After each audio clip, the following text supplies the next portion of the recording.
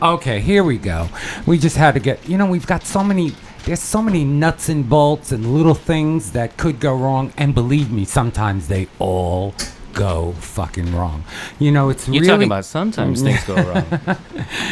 This is Fabian, ladies and world. gentlemen. Hello, world. Fabian Gomez, otherwise known as Fabulman. Fabulman. And last week, we did a live show from the Good Room. And we've got a car going by next, just outside. It's tooting its big alarm. And anyway, so we were doing a live broadcast from the Good Room we wanted to do a live. We really did want to. Yeah. And we kind of overproduced it a little bit. And it never went live, unfortunately. And it was a great show. We talked about the gallery, and we had all this live footage that no one has ever seen before that we projected in the room for the people who were there, but it never went out over the air. And I don't believe in, I'm not Wendy Williams, honey, to come back and tell you it's a thyroid problem. It's really a problem. And I want to talk about it a little bit. And spiritually, I know we were out there and wanting so much, maybe too soon. But what happened on your end, Fabian? Because you produced the show.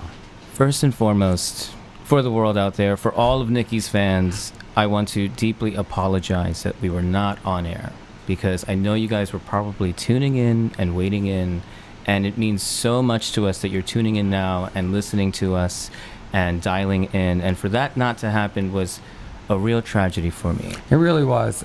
We had a lot of people going online through the hour and a half checking in, and it really made us, it tore me up, really. For the folks that did come into the Good Room, that were there, that did get a chance to see the show, thank you for coming. Thank you so much for bringing your energy to that space. Thanks for stopping by and saying hi. And so now I'm going to tell you a couple stories while that was going on. So I had a few very good friends of mine stopping by, and as we're in the middle of this huge production, we wanted to grow to give the best possible show that we could give you. And usually we do a one-camera shoot, which is what this is the one camera. But Fabian felt 3 cameras was the way to go. Absolutely. I wanted to really give you the space of the room so that you can see how large it is, so that you can see the audience that's there, get close-ups of the people talking. We had 9 different speakers on the panel. And I wanted to really make sure that everyone was being showcased in the most beautiful way possible. So I wanted to discuss a couple of things because thankfully the way that Nicky and I both work together, we're also very connected with just beyond what you see. We're very much engaged in the energy that is required for us to honor, to do the kind of work that we do, to be present in all of the creative endeavors that we start. I try to tell people all the time, every time someone asks me about playing records, I always tell them, it's not really me. I step out of my own way. I really try to let spirit in, and she tells me what to play.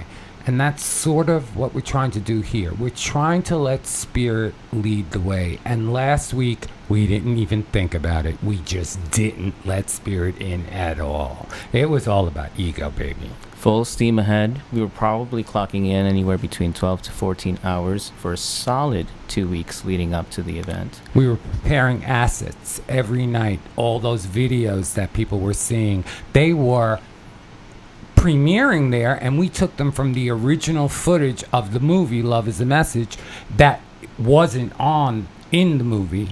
So we were looking through all this film for till 3 a.m. every night, and then taking little pieces, putting them together, which was Fabian doing it. So it was a lot of work. I want to take this moment, rather than to just focus on this was the wrong thing, because I think it's very easy for all of us tuning in when you see something happen let's say, a tragic situation, a car accident, something that you didn't expect, something that is just not part of the normal part of your day.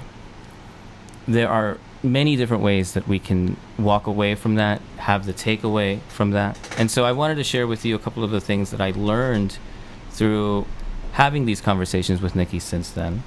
Because I have to tell you, I'm technically a Generation Wire. I don't believe in that technically, because when I was first around, kicking it around in the early 80s, we were still Generation X.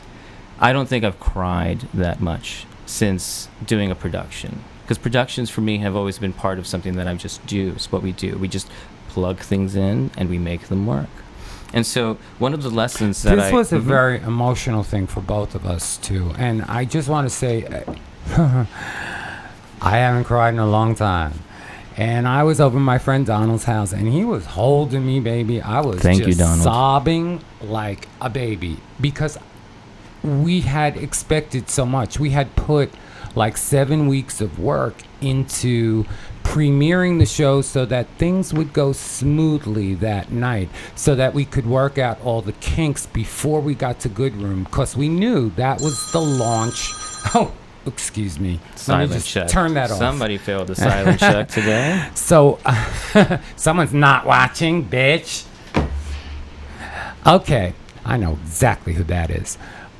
So, anyway, so we had... What was I saying, baby?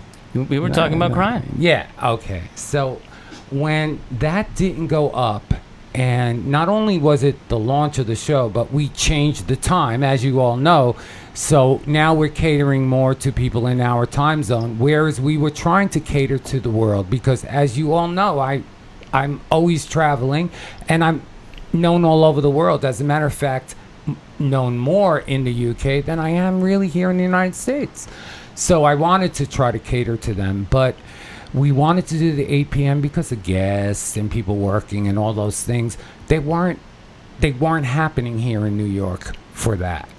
So it was the premiere of the show. It was the premiere of the new time slot, and we expected so much.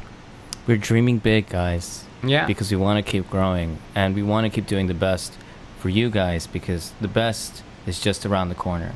I wanted to, Nick, if you could just give me the floor for a few minutes. There are a couple of things that I wanted to talk about regarding the things that I learned.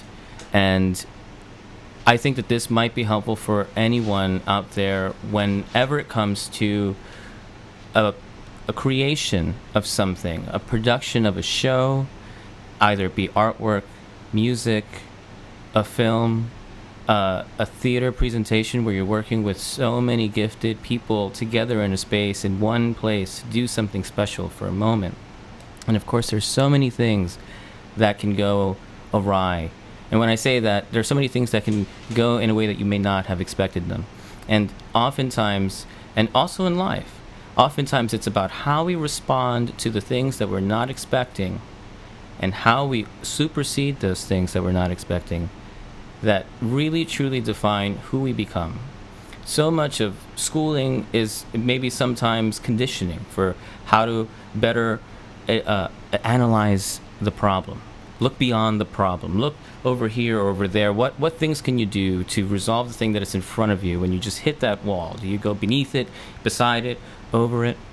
And so I wanted to talk to you about a couple of things that I failed that day. And one of those things is when you're bringing in any amount of gear, equipment, electronic items, cables, power supplies, boxes, lights. You need a checklist. You need support. You need someone else to make sure that you're getting everything. Did you get your wallet? Did you get your keys? Oh, wait, I forgot the car. There's so many things that can just slip your mind, and you want to make sure that you're focused on the task at hand. The second thing is when there was a great coach that I worked with when I was in varsity in basketball. Believe it or not, I'm really short, I know. But he always used to say, the way you practice is the way you play. And that applies to everything that you will do in life. The way that you practice is going to be the way that you play. If you half-ass your practice, when it comes to the day of the big event, you're going to half-ass the show too. The next thing I want to say is when you're communicating and when you're working with your team, learn to accept help. That was probably one of the bigger things that I needed to remember, because believe me, and huge thank you to Charles, huge thank you to Brandon, huge thank you to Derek Davis. There were so many people there. Huge thank you to Nicky. There's so many people there that were present that were able and would consistently come to me every few minutes like, hey, how can I help? Hey, how can I help? And there I am in my own little bubble being like, I got this. I didn't have it. So the last thing I want to say is when you encounter a disappointment of whatever it is, because we're going to have them, it's part of how we grow. Learn to accept it gracefully, because it's in accepting grace and letting that succumb to you that you will be able to overcome that disappointment. It's okay to be disappointed. It's okay to want more than what you have at this moment, because we truly are blessed to have what we have, and we are empowered to grow. First and foremost, appreciate what you have. I had a great team with me. I had a great space. We set up so many things right. And even with just missing just a few things, yeah, it can go wrong. But thankfully, and what I'm so grateful for, is that as we're on air right now, and we're discussing this with you guys, we're going to be an open book. There's so much about social media lately that just shows the best of the best. I'm looking great. I got a great haircut. I'm in this beach. I'm traveling someplace, some beautiful place. And no one ever talks about those days when it's a little harder to get up out of bed. And maybe we don't look as good, or maybe we don't feel as good. So much of that is just celebrating this one aspect of your life. And here on this show, I know that Nicky's going to make sure that he's being honest 100% all the way. So thank you, everybody. And thank you for giving me this time. Thank you, Fabian. Now, you want me to add a few things? Please. Please. No, you go over there now. No, I gotta hide. Bye, guys. Bye. I'm moving on to this mic. This is my mic, baby. Okay, so we're going to get right to our guest because he has a lot to say. And we started talking just when he walked into this room, and we just have a lot of mutual interests and things to talk about. You know, guys, leave it on. There's a little bit of a hiss over the sound, guys. That's because it's hot as hell in New York City, and baby, we got the air on. And this is not a studio yet, but it might be very shortly. So this is my guest 12 plays, ladies and gentlemen. This is Nathan Youngerberg. Hi, Nathan. Hello. And you can reach him at nathanyoungerberg.com, right? Now, the plays are, he's worked at theater, Roundabout Theater, and what was the other one? Circle in the Square, how was we it? say it in the bio is that the work has been either developed or presented at. So sometimes it's developmental opportunities. So with Roundabout, they do these amazing writer retreats that you get to go and like work on a new play all day long. So I did something with them. Let me ask you about that, because I want this to be a conversation, and I have questions. Yeah. Because I love theater so much. Since I was a little kid, the first play I saw was Fiddler on the Roof at 9 years old. Wow. My parents took me, and I was like, oh my God, I'm home. It was like, this is it, theater. Yeah. It could be so inspiring, especially to an artist. Totally. And so exciting to a viewer. Yeah. When you workshop something, you work with other playwrights? Mostly like a creative team. So it'd be like my main collaborator, which would be the director, sometimes a musical director, the actor, sometimes a dramaturg, which is someone who is kind of seasoned in play structure and also researching, and I say that they're also kind of like What are they called again? A drama? dramaturg with a G. Oh, I thought you said a dramaturg. No, everybody thinks that. They're like, what? Dramaturg. Yeah. So that's, and then does this team come to you? Oh, there's Illustrious Black, one of them. Or is that both of them? They're both. They're both in there. Man, Child, and Monster. My cousin Diane from cool. Connecticut. And this was taken for which show? That was at the workshop of Mother of Pearl. That was in so March. Mother and Pearl is the new show that you're putting together. That's, well, not anymore, because now I have two more. Okay. I've been working on it. Yeah, two more ideas. Well, that's I'm good. Like pregnant all the time. Well, this is, I was telling you earlier, last night we were working on a song, and I was just closing my eyes, walking around the room with the mic, and it was just coming out. Yeah. Well, what do you do? What's your process like? It's very similar to that. When I first started writing, I wrote more traditional narratives because I think I was still trying to find my voice. And then What would you consider a traditional narrative? something that's just more rooted in this reality, you know? And I think you're talking about this reality. Sometimes some spiritual teachers will say this is all an illusion, that we're developing and creating this reality ourselves. And why it's so fucked up is because each person is creating their own, and they're clashing like crazy. And the highest form of consciousness would be to be open to the source is good for you, what the source wants you to do. When you, as you said earlier, you get out of your way. You get out of and your let own it way. come through. Right. So after about 2 or 3 years of doing that type of work, a mentor of mine, I was living in the Bay Area, and she challenged me to write outside of my box. And she's like, just do something, write the craziest play that you could ever imagine. And I took her up on that challenge, and then what was born out of that was the play East Side's Table that we were talking about earlier. And in 5 days, I wrote a 90-page full-length play, and I literally, like you talk about, like it was if it was being That is downloaded. true. That's inspiration. Yeah, it was an intense process, and what I found what's so beautiful about it is that I didn't censor anything, and the craziest stuff came through that I thought, as it was coming, I thought, oh my God, people are going to hate this. They're going to think I'm a lunatic. It's not going to make sense. But then when I did the first public reading of it, people were really connected because it was authentic, you know?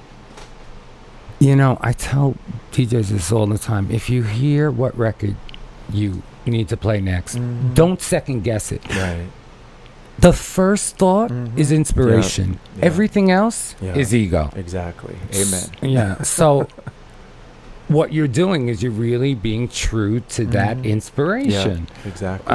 And I'm not surprised that it worked. Yeah. Did anyone else say, no, maybe you should change this? Oh, always. Yeah. That's the thing with American theater, or probably theater at large, but I've only done stuff here in the United States, is that in the last, I don't know, maybe 10, 15 years, it's become very convoluted to the point that there's all of these different layers of people that have to be involved in telling you what's wrong with the structure and this doesn't work. And I didn't go to school for this. I literally...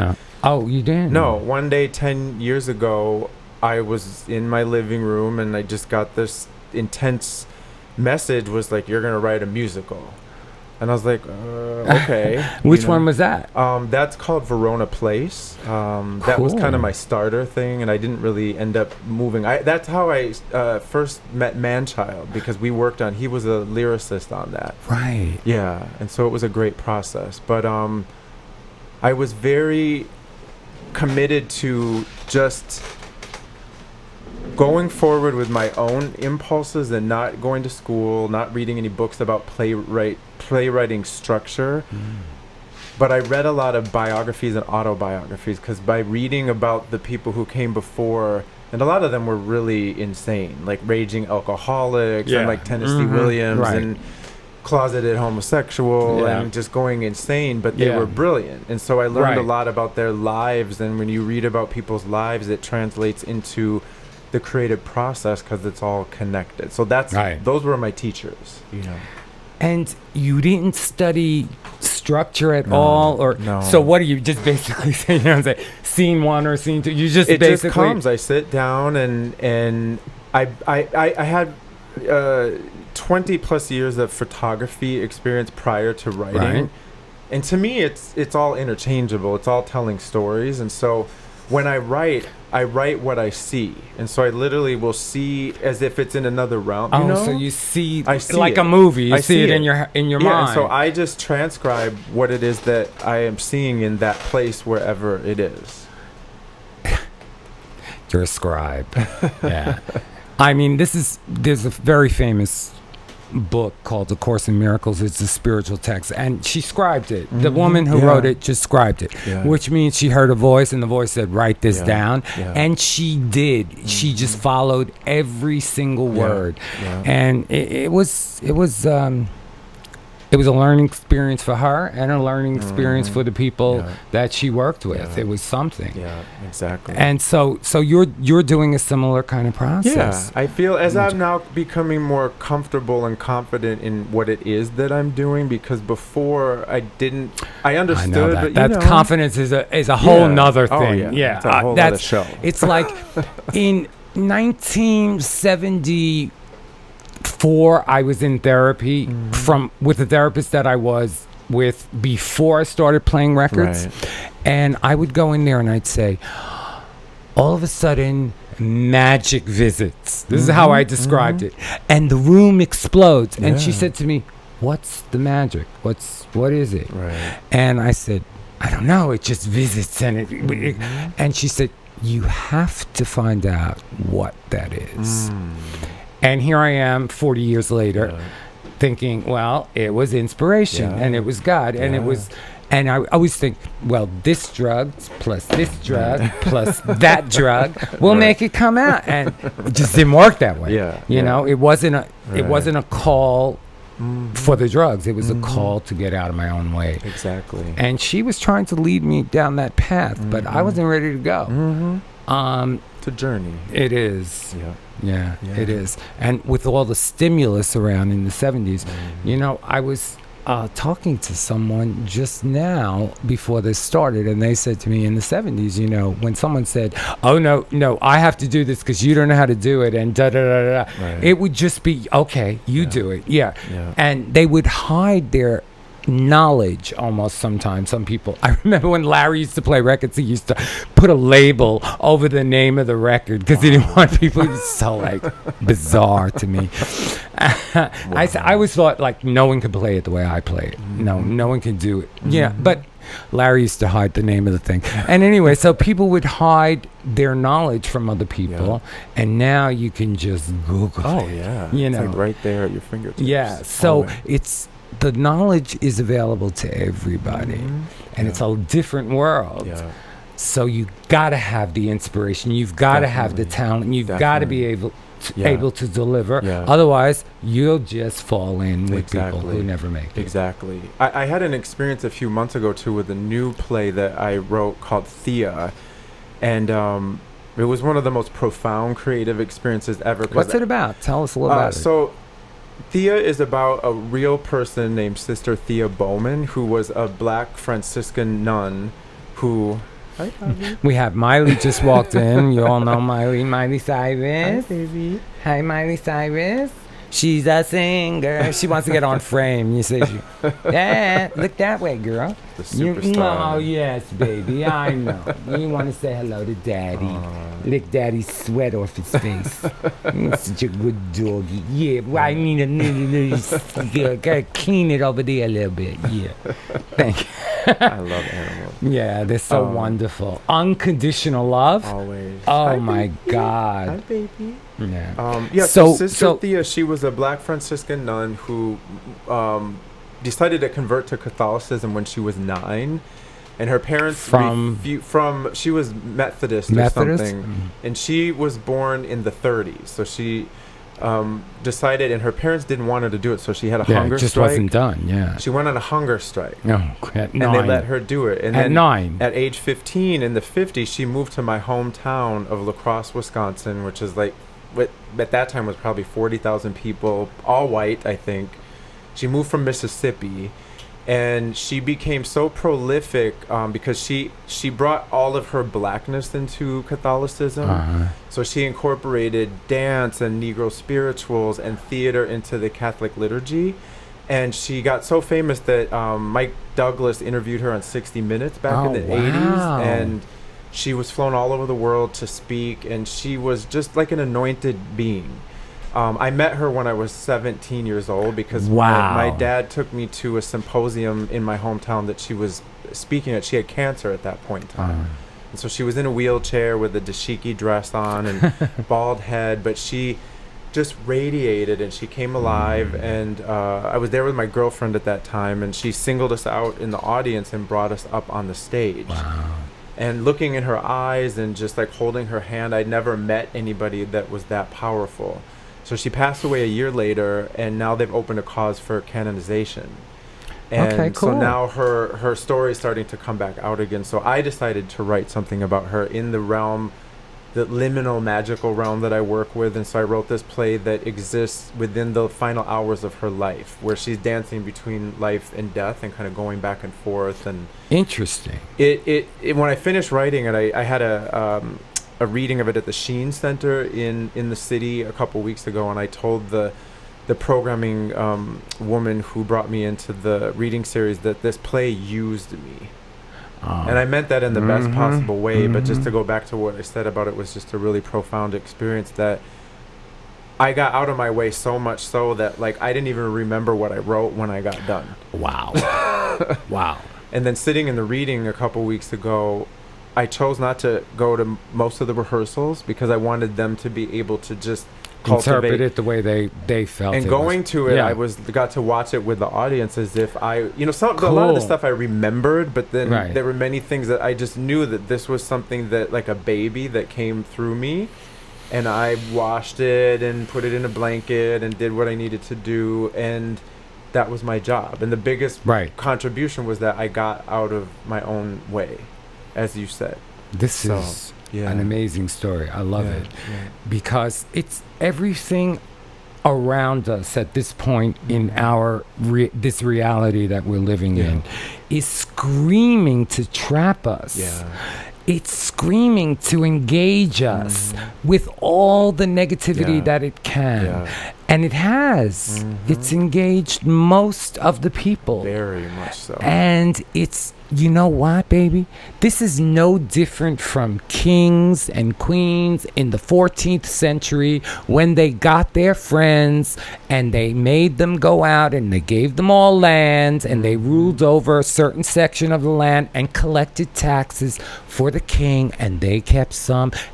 The rich are holding on to all the money, and if you work for them hard enough, maybe you'll get a little sliver of the pie. But if you don't work hard enough, you won't. This is the same thing. It's the same Those thing. things repeat themselves. A lot of people talk about how dark and heavy things are right now, and I'm like, but this has happened before. Civilizations have fallen before. We've had crazy dictators before in other countries. It's just that it's for us. It's, I guess, relatively new, allegedly. I think the pattern. The pattern is not new. No. It's just the players have changed, but the story is the same. It's the same. It's when Trump was elected, I didn't stay up to watch the results, and I feel like I knew that it was going to happen. And I knew it was going to happen, and you know what? I didn't mind that he was elected. I wanted to say a big fuck you, but I didn't know he was going to be so just out of touch with people, because he used to be on the streets of New York all the time. And I thought that he was a New Yorker and sort of understood that people needed some things. But he doesn't. He lives in that. People get so much money, there's kind of a wall they build around them that becomes their like armor and their castle, and they get so out of touch with reality that you cannot tell them things. They don't even think it's true. No, because they live here up. Right. And it's like it's going to take for more people to live completely to connect to it, because when you're so rooted to all of that, shuts everything else off. And so you can't talk to them because they're asleep, you know? Essentially. It's like The Matrix, the movie. Yeah. If you haven't seen it, you should go see it. Because that took these spiritual principles, I think, and used them in a great story, the first one, in a great story. Yeah. I mean, it was just, that is what we're living. We're living in the Matrix. Yeah, I agree. And so when I woke up the next morning after the election, I rolled over, looked at my phone, and I saw, and I mourned like everyone else did, but I had this very clear message to myself that I'm going to mourn for a little while.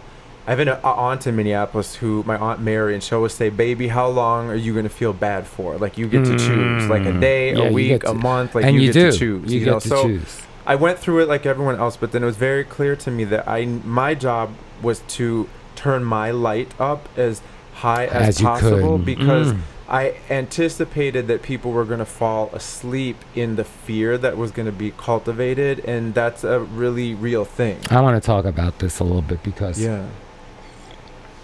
A Course in Miracles would say there's only two motivations on the earth, and one is fear and one is love. And that's it. You're either motivated by fear and motivated by love, and that is why people are spouting so much fear right now, especially at governmental levels, because it captures people and takes them away on this ocean of involvement that wouldn't happen if you had just one person in your life saying, I love you and I care about you. Come back. Let me give you a life raft. Let me show you a different way. And the way Course in Miracles says, forgive. That's it. That's your key. That's your ticket to opening your mind and your reality. Everything. Antidote, you know. And it also says that there's only one of us here. So when you forgive another person, you actually forgive yourself as well. It's deep, honey.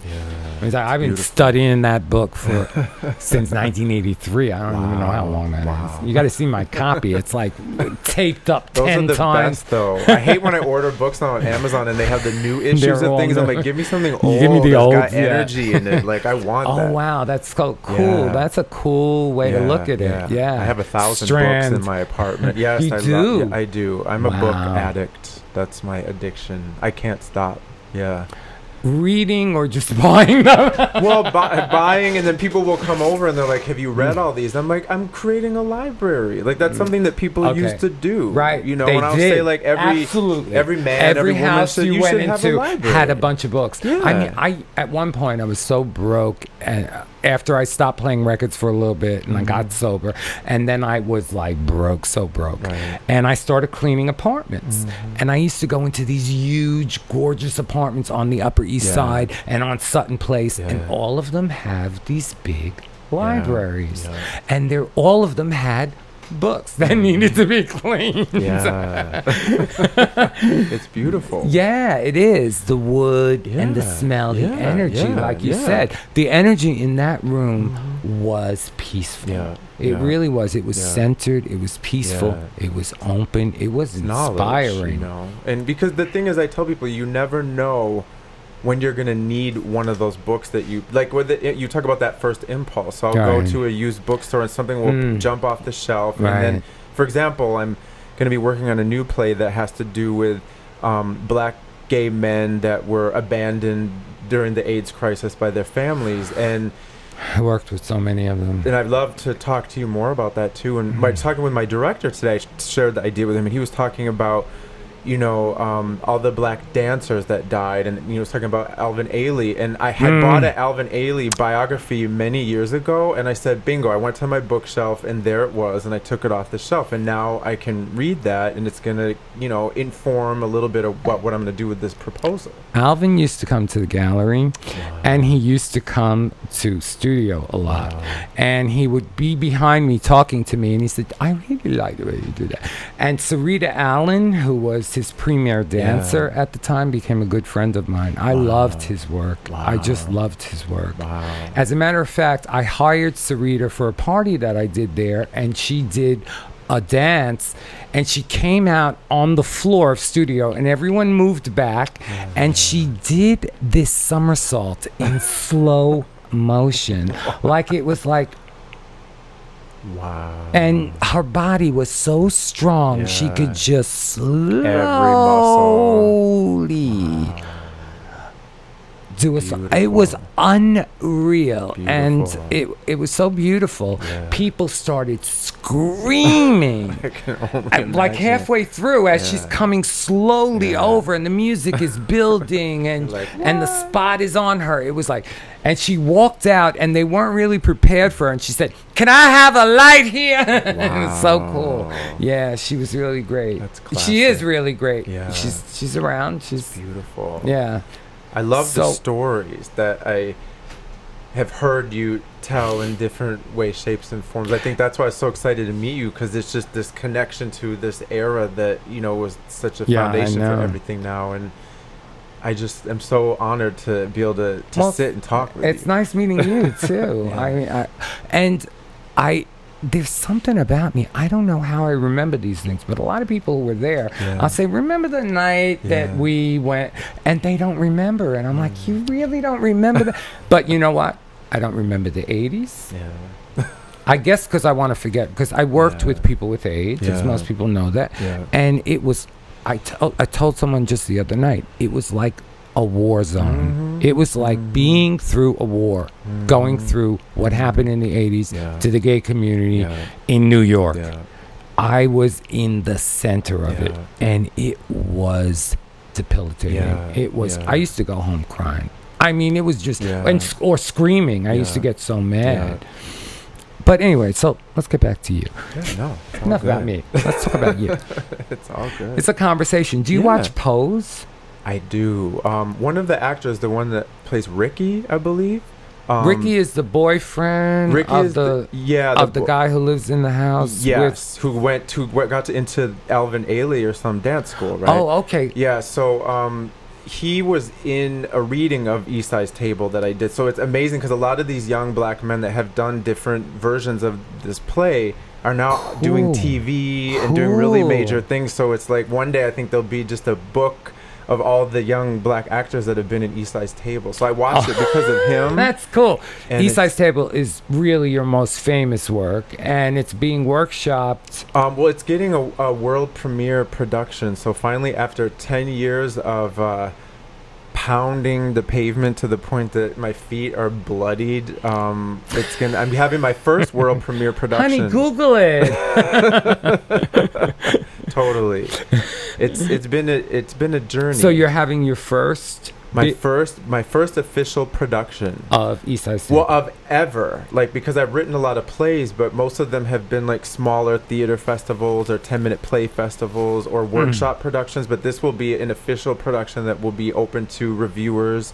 It's going to be Wow. a co-production between the Cherry Lane Theater, which is the oldest continuous off-Broadway theater in New York. And I it's where, love like, that theater. Godspell started there. Oh, I and, saw a lot you of know, things there. A bunch yeah. of major plays. So I'm Was honored that to have it. Marvin's Room was playing there a long time? Possibly, I loved yeah. that. They've done a Yeah. lot of Yeah. amazing stuff throughout the time. And then it's going to be also co-produced by a black theater company in Vermont Oh, wow. called JAG Productions, JAG.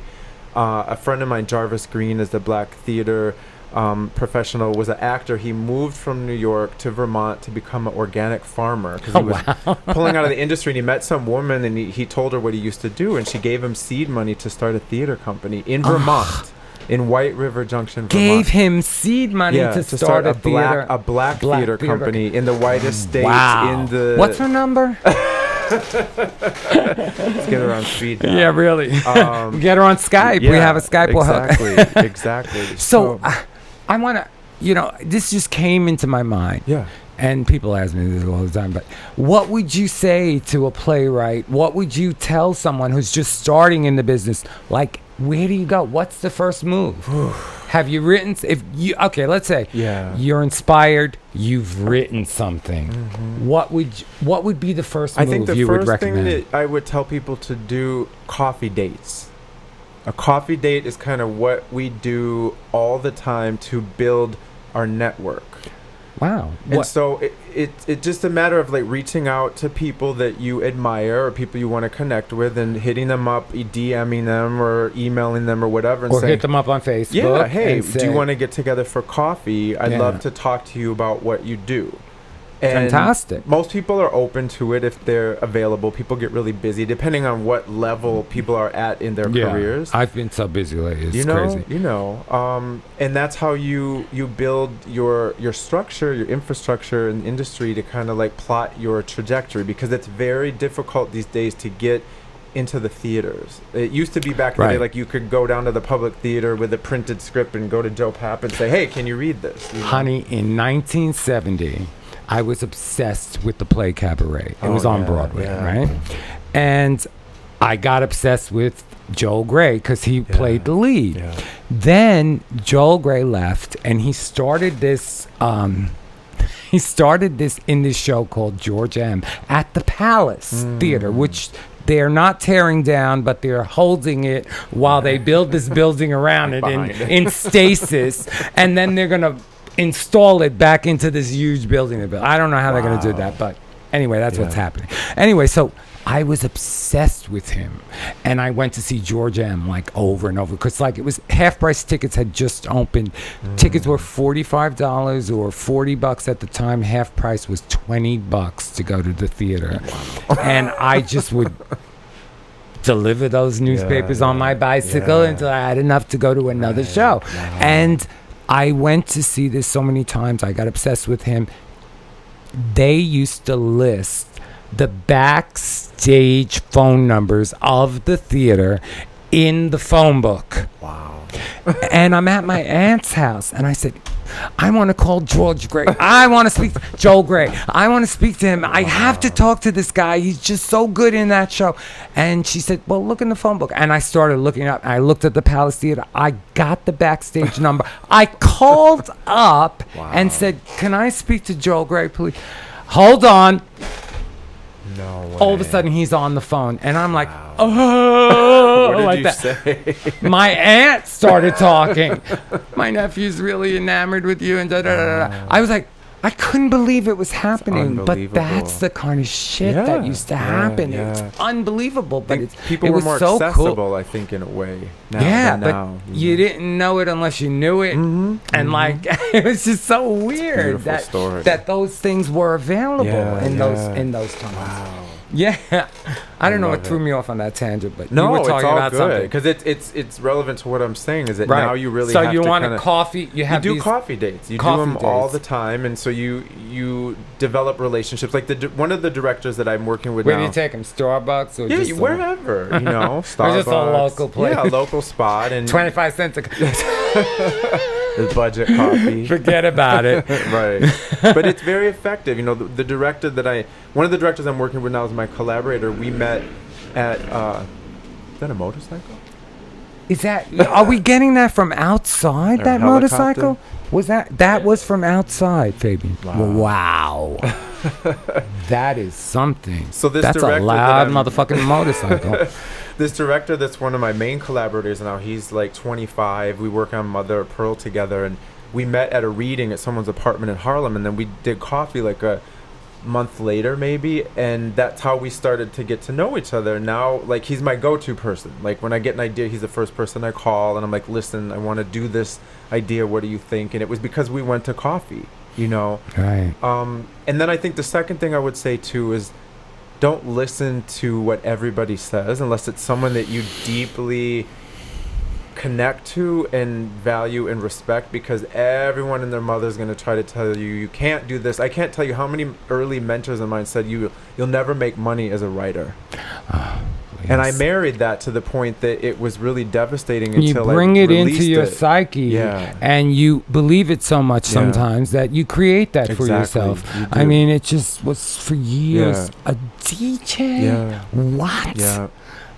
It just, can you make money from that? For years, I mean, it was $15 a set, you know, an 8-hour set, babe. Wow. So you weren't making money. Right. I was lucky. I was very lucky. Yeah. But so you go through this process, and you have you sometimes meet a mentor, I guess, through this. Yeah, a mentor, the or coffee maybe meetings. someone that becomes a mentee. I mean, there's just so many Right. different levels. And then the beautiful thing is that you will come up with people. So there are people from my class when I started in like 2008 who, like Dominique Morisseau, who was just nominated for a Tony Award Wow. for Ain't Too Proud to Beg on the Motown show. Right, you the know? most Ain't Too Proud to Beg. And she was like, writing for Shameless and was the story editor for that. And all these amazing people who were just doing phenomenal things who, she was my neighbor before. And I remember when she started writing. And so you come up with this class of people, and then it just makes it so much easier, because then you don't have to go through all these different layers to get through to that person, because they are that person. Right. You know, and They're it's someone there, that you and they're used to do accessible. like storefront things with back in the day, or reading in your living room in Bed-Stuy. Mhm. You know what I mean? So tell me, what was the last show you saw on Broadway? On Broadway. I don't do a lot of Broadway just because it's so. Okay, I'll ask you again. Okay. What was the last show you saw on Broadway? Yeah. Go ahead. It could be bad. It could be I'm awful. trying to remember. It's Mine is pretty bad. been a while. It's that far back. It's that long ago. I It's don't that long remember. It may have been the Deaf West production of Spring Awakening, the musical, and it was okay. beautiful. It was gorgeous, but that was a few years ago. Spring Awakening. Who wrote that? That was Duncan Sheik. Oh, okay. Yeah, gorgeous musical. Beautiful. Really? It was a revival. Oh, that's right. That's Yeah. right. I know what that is. Yeah. What about you? You said it was not- Beautiful. Oh, and Yeah. you didn't. It wasn't a. No, I you saw loved it. it. I saw it this year. Oh, yeah, got I liked it a Okay, lot. Got it. Okay. Yeah. I haven't. I will go see that because I love Carole King. I have a collection of vinyl, and I've got like Tapestry. Oh, and it's these all old- about leading Yeah. up to what led up Oh to my God, Tapestry. yeah. It's a great show. It's Yeah. very well done, Nice. and the woman who played her, now her sister or twin is playing her or something. Oh, wow. It's a new lead person, Yeah. but yeah, it was great. Nice. It was really great. I mean, That's it's cool. running 6 years, so I guess Yeah.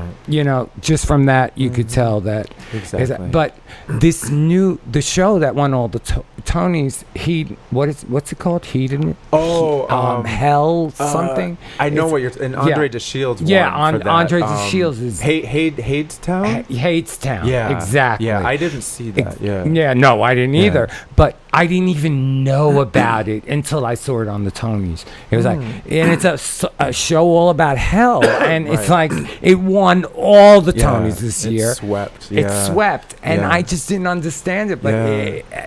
It was at Hey. New York Theater Workshop last year or the year before, Oh, so it was really? much more accessible. But I just didn't go see it, and I remember that with Hamilton too, when it was at the Public, and they had like Right. $30 tickets, and I was like, Yeah. oh, I'll go one day. one day $500, later. later, yeah, please 500, 800 for I the know, seats I right. want. So and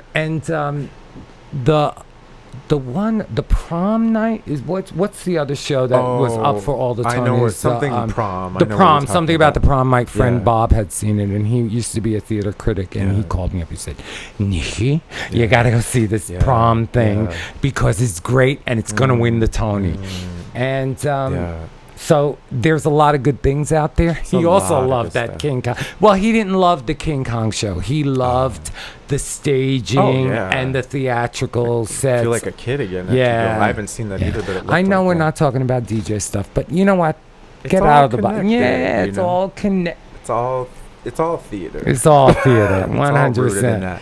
Yeah. I'd love to talk about But- Mother of Pearl. Yeah, though. that's what I was getting to. Yeah. Let's talk about Yeah. Mother of Pearl because honestly, it sort of reminds me of Hallelujah Disco. Yeah, and I thank you for sharing that with me because Yeah. I hadn't heard of it, and I got really excited when I saw the clip that you sent. Yeah, I mean it's a Yeah. real show. It's Yeah. an hour and 45 minutes beautiful. right now. Yeah. I can't wait until I thought maybe I could get a ticket to go to London or England or wherever. Manchester. Yeah, to Well, see it's going to be in London and Manchester. yeah. By the way, we're going to be in Manchester at Manchester Pride doing Hallelujah Disco, and we're going to be in London at the Southport Festival doing Hallelujah Disco. It's an 8-piece gospel choir, fantastic visuals that Fabian created, and it's all about pride the Stonewall riots, and then it goes into my career, how I met Grace Jones, what she said to me the first time I met her, how I invited her to sing at the gallery. All that shit is in there. Beautiful. Yeah. So let's talk about Mother of Pearl, which is... Yeah. Mother of Pearl is like my love letter to the house music scene. A couple of years ago, I have a friend who is a collaborator named Whitney White, who is a fierce black female director from Chicago, a house head. And we were talking a couple of years ago, and she said, we should do something about the house music scene. Do you know how that term started? I don't know. You don't know? I don't know. Okay. Well, Frankie was working at a place called The Warehouse. Right? And he used to hand out mixtapes, and people would give them out, and people would ask, well, what kind of music is this? And because it was from The Warehouse, they would say it's house music. I should know that, but and I'm glad that I'm learning it from you. There you go. Thank you. Piece of information for y'all. That's awesome. Okay, Yeah. I got to write that down. You can use it. Thank you. It's my gift. Thank you. It's been all around. Beautiful. Yeah, so Whitney said, let's do something. And Frankie was totally the man. I mean, he sent, that first record he did with Jamie, it's just, he was the godfather of house, no doubt about it. Yeah. And to watch that process out of someone who used to blow up your balloons, who you met in 1972, it was extraordinary. Yeah. And Frankie Knuckles was the nicest person I ever dealt with, met, and never changed. It was an extraordinary journey for him, because it wasn't, he wasn't in the best health for the last 15 years of his life, and there was a lot of stuff there. It was just so sad and so beautiful at the same time. Yeah. Wow. Tell us a little more about the play. Yeah, so your love letter to the house music scene. So we talked about, I got the seed idea, and then as I told it, things just start coming. It got to the point where I was kind of filled with this idea of this world, and so the seed, the second seed that came was that I started going to the Soul Summit parties in Fort Greene Park when I moved here, and for a kid, I was 35 when I moved here, but a kid from Minneapolis, like 14 years ago, moving here, going to these parties and seeing all these people with the Paradise Garage shirts and just being blown away. I saw these two old house heads come together at one point and embrace in front of me, and it was like time stood still for a moment, because I felt the roots of their past kind of like reverberating, and I thought, what must be going through their minds? Like, all of the stories and the scenes and all like these things you talk about. I said, I want to write a play that captures that essence. And so I wrote a play that is rooted in the past and the present. So it's set in 2018. It's a fictional story about a fictional party at a fictional loft. And there was a fire in this loft. It wasn't based on the incident that happened in the Bronx, because I didn't know about that until after I wrote this. There were 90 people that died, 6 survivors. And so 30 years later, they returned for a blessing ceremony, because the youngest member, who was the DJ, who was 15 at that time, bought the building in 2018 to convert it into a teen center. So they're going to bring everybody back. And there were a lot of issues that happened because of who was to blame for the fire, and there were family members involved. Multi-ethnic play. In 88, they ranged in age 15 to 45. 2018, then 45 to 75. And we actually have video flashbacks, because one of the characters in the play was going to NYU at that time to do video. So he was working on a documentary about these parties, and we actually filmed it when we did the workshop. So we had a younger cast, and we had 80s clothes, and we did all this amazing stuff. We shot it in Dumbo, so it kind of looked like we were outside of like a loft area, and they put music in afterwards so that you could hear the boom, boom, boom coming from the loft. And that's played in between as like a memory going back to the past. Sounds really interesting. It's a really beautiful story. There's also a deep spiritual element in that the spirits of the people that died in the fire, their last memories were happy memories, and they were seared into the walls and the floors. And so the the DJ character can hear them.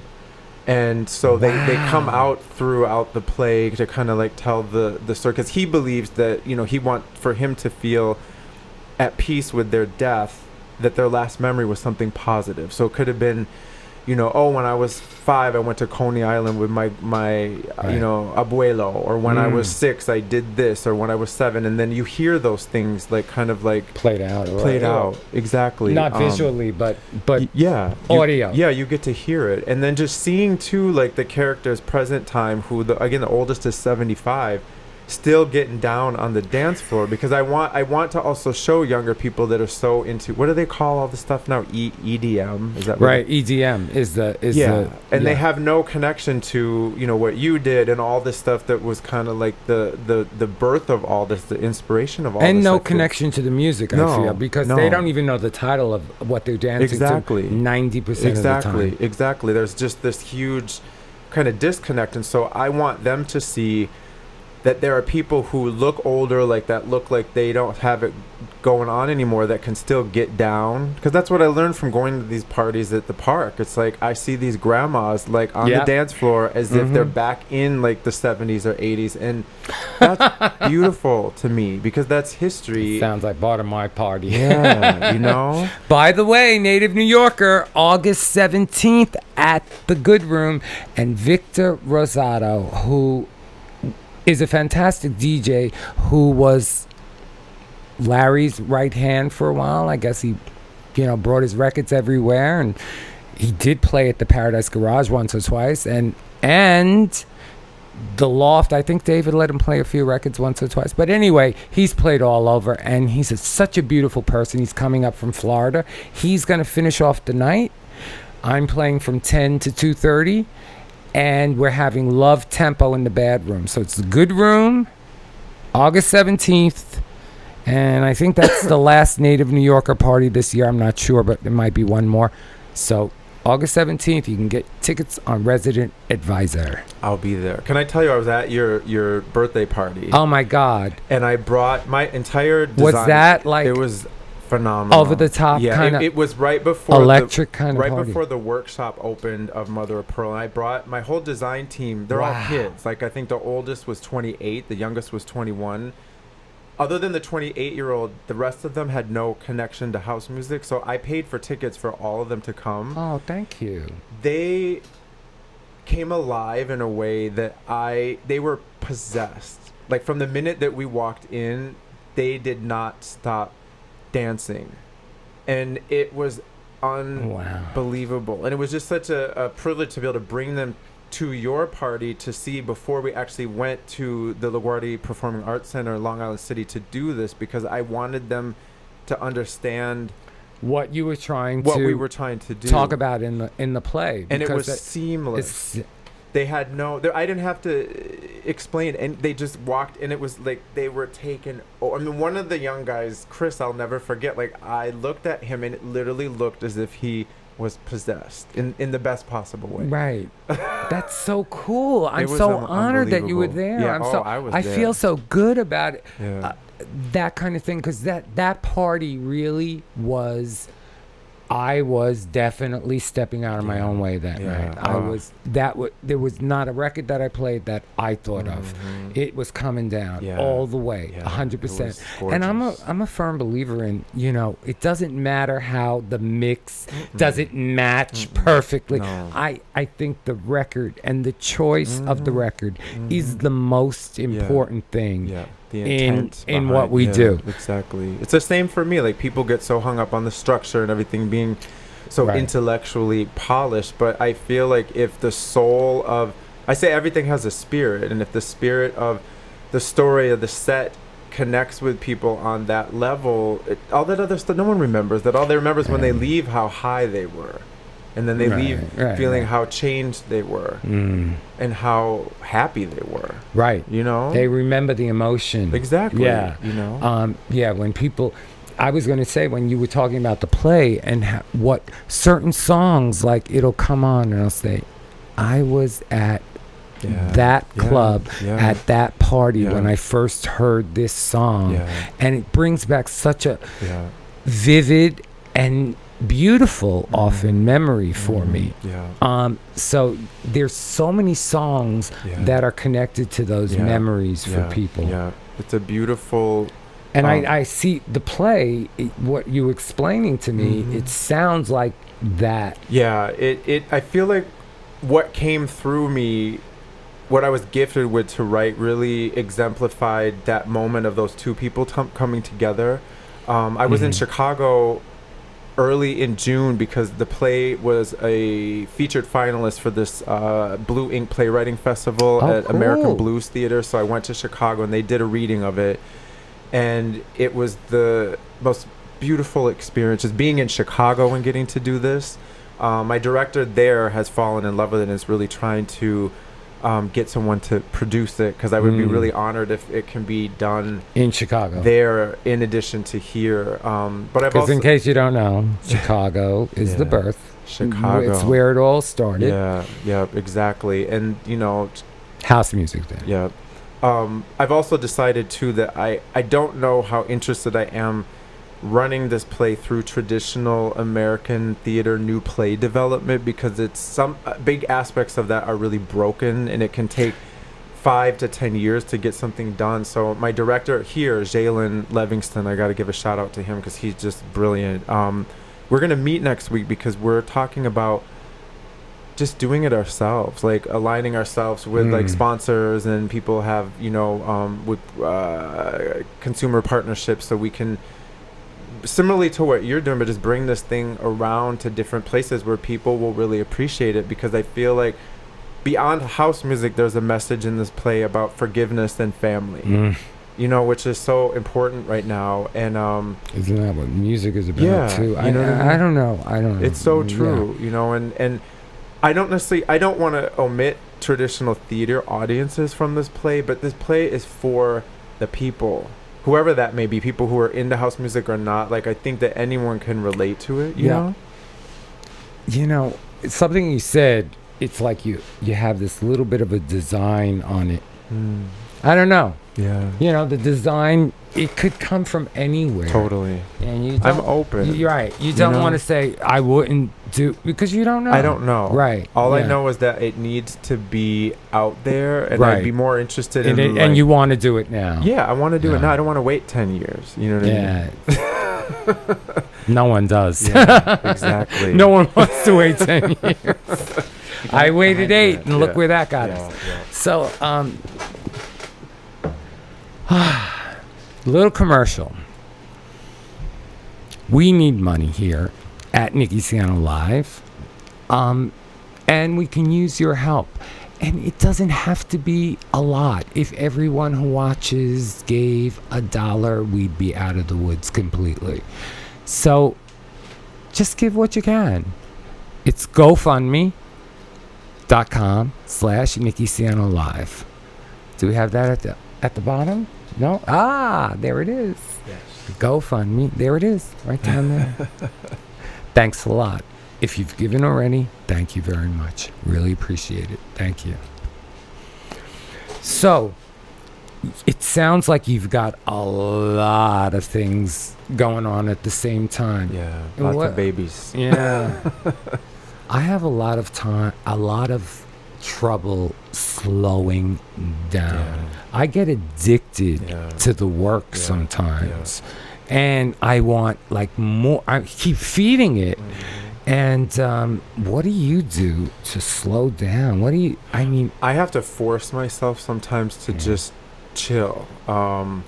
When I wrote Thea, I had the privilege of going to this amazing artist residency in the Santa Cruz Mountains in California called Jurassic Artist Residency, and it was a month. And it was right after Mother of Pearl, and I self-produced that, co-produced it with my director. It wasted me. I mean, I was so depleted. I was so depleted afterwards that the first 3 weeks I couldn't do anything. But I was fighting with myself because I'm so used to always doing stuff, and I felt guilty. And I would, every day at dinner with the other artists, I'd be like, I can't get any work done. I feel awful. I'm so lazy. But everyone just kept encouraging everybody else to say it's happening for a reason. Right. Like, you have to sometimes force yourself to just chill. It's hard though. Oh, it is. Sounds like you have some good people around you. Yeah, and I think that's important too. Is That people is that the most remind important you. thing. Yeah, A few good friends. Yeah. It's essential in anyone's life. Yeah. You know, I was in therapy for so long, yeah. and Me too. I sort of now look at a good friend as a therapist Yeah, almost. yeah. You know, most of them have been. Most of my good Yeah, friends have been in yeah, therapy as yeah, well, I totally and understand. they help me through a hard day a lot. Yeah, yeah. It's really, if you don't talk to someone on a not the same person, but on a Yeah. daily basis, I Right. gotta contact someone Yeah. and talk. I have No, a it's serious important. talk with them. Yeah, it's I'm not talking crucial. about just the time of day and Yeah, whether no, what's like the weather's come like. to Jesus talk. Right. Yeah. That's what I call it, or Buddha talk, or whatever you want to say. That's a cool. That's Yeah. that's a cool Yeah. little phrase. It's intense. Come to Jesus Yeah, talk. you know. Let's have all come to Jesus talk, baby. It's time. And also, you like said earlier about meditating. Like every morning, I have like a 2-hour morning practice before I even start. You know, it includes yoga and then meditation, and then I work out and I journal and I have these spiritual books that I read. And I do that before I even get started. And then I eat a really good, healthy breakfast, you know, because otherwise, I don't even know. I understand that. You know? I totally yeah. identify with that. Yeah. I have, it takes me, 2 hours to really, wake up Yeah. and fully want to let the Yeah. world in. Be present. Yeah, I can't turn the TV on. I can't Yeah. do any of that Yeah. in those Yeah. early hours Yeah. because it taints my day with garbage. Oh, totally. I don't like that TV Yeah. input Yeah. early in the morning. Yeah. It's just too much for me. It's Yeah. just it's a lot of chatter. Yeah. I don't turn my phone on or the computer on until I'm finished doing that. Because it poisons the purity of the moment. I Same. think, you know? Same. You know. I turn your phones off at night. Oh, yeah. Turn them off. I started leaving my phone in the other room now, Yeah. and I don't sleep with any electronics. And I sleep so much better now. Yeah. Yeah. They say any kind of light in the room affects the totally. way you sleep. Yeah, completely. It sort of changes the way the Yeah. melatonin is Yeah, delivered yeah. in your body. Exactly.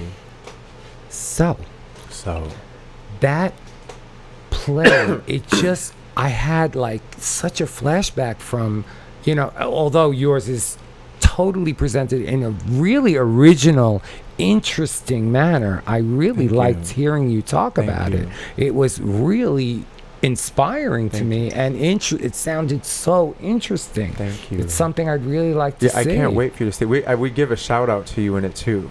Oh, That's wow. why when we were trying to get you there, I was so hoping you could be there because in one of the video flashbacks, I forgot to. I was going to one of the performances and I thought for some reason I read LaGuardia and I said, know, a "Oh, lot it's of people LaGuardia did. Yeah, Place yeah. and it's right here Yeah, in Manhattan." yeah. But it was in New Jersey. across the river. Yeah, Oh. and I just said I looked it up and it was like an Yeah, hour and a half to yeah, get there, no. an hour and a half You to get could back, fly and I to- was like, Yeah. Nathan, not I don't gonna think I can happen. make it tonight. I say you could fly to Cleveland in that time, or like You know what? Now that I've met you and I hear what the play's about, Yeah. I would do it. Yeah, I I'll get would- you there I the would do next it time again. We do something with it, But in one of Was the that a reading or was that it? was so it was called the Rough Draft Festival, which was produced by the LaGuardia Performing Arts Center. Oh, cool. And so it's an amazing program. They give playwrights like money. They give you like $3,000, I think it was, up to $3,000 to self-produce a workshop production. Their only stipulation is it can't just be actors with music stands. It has to have, they can Some still kind be of- on book, like meaning they're still with their scripts, but you need to have movement. We went way beyond what I think we should have done in the amount of time they give you a 29-hour rehearsal. We Wow. raised an additional almost $7,000 on GoFundMe to supplement our budget. So we had a nice budget of around $10,000 so that we could That pay. is a nice We budget. paid the actors what the equity rate would be for a workshop. Wow. We paid the design team, and we were really proud of that because that doesn't always happen. It's really nice to pay people for what it they felt do so good, and people felt that they were seen and respected and appreciate it. and appreciated. And we had a pre-show for an hour every day before they set it up so that the workshop was on the stage of the main theater, so it almost felt like you were in a loft. and they had the audience members come in through the freight elevator, and then you could hear the music playing as you were coming in. Interesting. And we had DJ Nesto and DJ Special came an hour before and did a pre-show, so the audience members could just dance if they wanted or watch to kind of like bless the space before the actual play started. And it was gorgeous. It was just such a beautiful experience. And what was the reaction from people? Loved it, and we had such a range of. It sounds like when you put your heart and soul into something that, it seems always to come across. I mean, people can't ignore a piece of art that's created from the heart. It's just, it reaches people. People felt like nothing else. They were drawn into the world that we created. And we had a wide range of, there were a lot of students from LaGuardia Community College that came, had no connection to house music whatsoever. We had old house heads from Paradise Garage that came, and I think the biggest compliments I got from those people, one of the performances, there was a man sitting next to me who was probably in his 60s, and I could just tell by his reactions that he was there during that time. And I turned to him afterwards and I asked him, he said, yeah, I was there. He said, you did it right. And I was like, oh, that's the best compliment that I can get, is from someone who was there, because I was not. That's so cool. It sounds like it's really, when something rolls out like that and it really gives you that return of we appreciate it, you're headed in the right direction. It's a healing process, and I think that's one of the aspects that theater, I think, used to be, that has been kind of kicked to the curb now. And again, it's just very cerebral and intellectual, and it's just like, if it stimulates your intellect and it's worthy. I think I say a lot of times people who live from the neck up don't get my plays, because when they read them coming from this perspective, they aren't able to enter the world, because on paper the words that I feel are keys to open up those doors to go to those places just look like craziness. You know what I mean? And I'm sure they're just like, what the hell is this crap? You know what I mean? The word. Yeah, I know exactly what you're what saying. I mean? I understand perfectly. Yeah. That was your choice of words when you're describing things is wonderful. Oh, thank you. It's so visual, and it's so perfect. The writer in me. Yeah, it is. It's totally the writer in you. Yeah. It's it really became like a lot of the things created images for me. Beautiful. Yeah. I feel like that's my job, is that I take. So my aunt who's the Wiccan, my Aunt Karen, I give a shout out to. My Aunt Karen. Was that before we went on the air? Yeah, I think we were talking about that. Yeah. So we were talking about Wiccan, and I was talking about vegans. I thought I couldn't find the word in my head. Sometimes the computer is like over processed and full, and so I came out with vegan instead of Wiccan. Yeah, Wiccan, vegan. So my Aunt Karen, who is a beautiful soul, she lives in St. Paul, Minnesota. She is a Wiccan.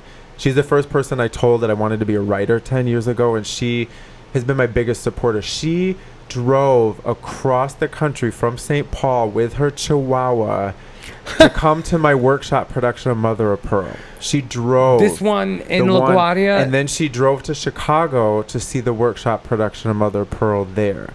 And so she's that is the support. Dedicated. And my aunt, that's so wonderful when you have a family member who is that supportive. Yeah. She's beautiful. And she told me years ago. What about your parents? Are they alive? Yeah, they came to the reading of Thea. So they flew into New York 2 weeks ago to Where come to are that. They live in La Crosse, Wisconsin, which is where I'm from. Mm-hmm. Yeah, so they come from time to time, and they support everything that I do. I actually was speaking to them downstairs before I came in. Oh, cool. The New York Times did a little thing about religion and theater, and they included a thing about Thea in it. It's coming out on Sunday in the New York Times, so that was exciting. So I was telling them about it, and the first time I was in the New York Times. Oh, I have that's what framed, that is. Yeah, I have it framed there. Was my birthday party at Coney Island, and some people really remember it because there's a Richard Long sound system. Yeah. and in the bumper cars at Oh, Coney yes, Island. I heard you talk about that in It's the something. last Yeah. standing Wow. Richard Long sound Wow. system in the New York City area, and I gave a party in that bumper car room. That's amazing. The Yeah, sound must to have been play on that sound spectacular. system. Yeah. And I was in the style section of the New York I Times. gotta take a picture of that before I go. Yeah, so my Aunt Karen, when I started writing, she said she believes that playwrights are world builders in the sense that there are worlds that we create that actually exist in other dimensions, and our job is to bring them into this reality. And so I feel like that's when you talked about my words stimulating visuals in you, I feel like that's what my job is, that I draw down from that world that I see, and I choose the words through my intellect that will unlock the door so that people can actually enter that world and see it. You know what I mean? Yeah. You just another description that was so visual. Really, your choice of words is magnificent. Thank you. Magnificent. Thank you. We're going to end. I want to thank everyone for tuning in. And remember, this lives on Facebook. All the back episodes are on Facebook. And next week, Dennis Kane, who is a DJ and a writer and has been around a little while.